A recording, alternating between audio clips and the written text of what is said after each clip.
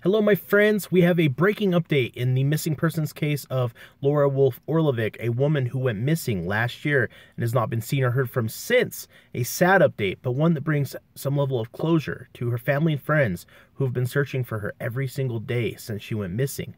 We're going to take a quick look back at what happened and then discuss the new details.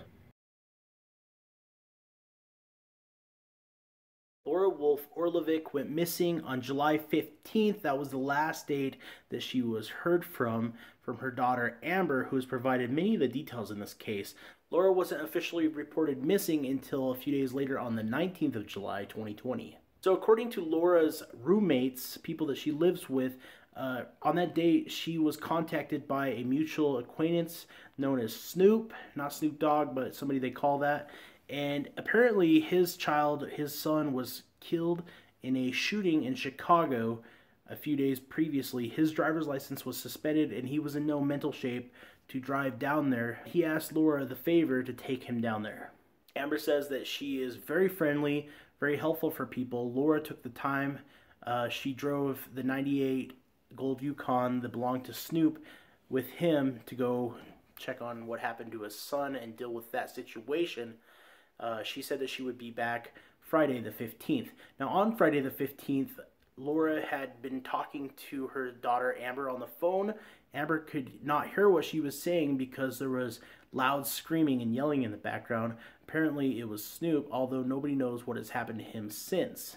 The roommates kind of sensed that Laura was having some problems, that she needed to get home. They were trying to send her some kind of bus fare or some ticket to make her way back to her home in Marion.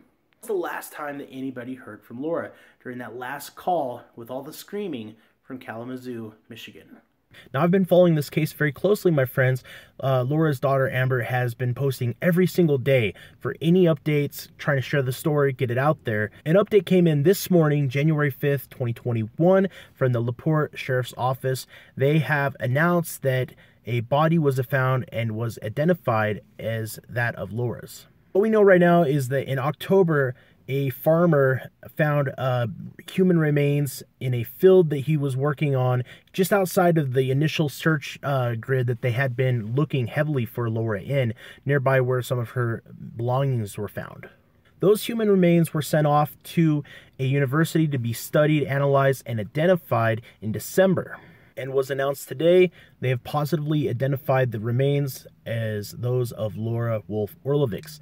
They do believe that this was indeed a homicide, and an arrest has been made in the case. We do know a little bit more about the man that Laura had traveled with, the friend that was called Snoop. His name is actually Lynn Ware JR, a 39-year-old. He has been arrested, and we are waiting for more details exactly how they have determined this, but he is currently being charged for the murder. Now, this person is innocent until proven guilty.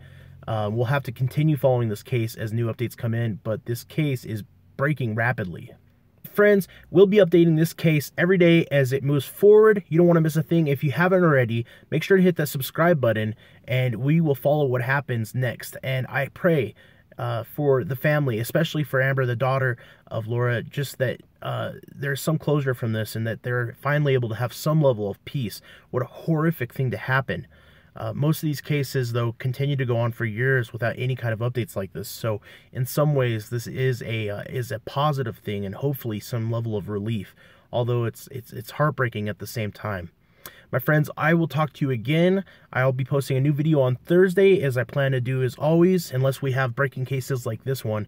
It's always good to talk to you. I hope you're staying cold or warm or whatever temperature you prefer, wherever you're at. And until then, adios, amigos. Famous.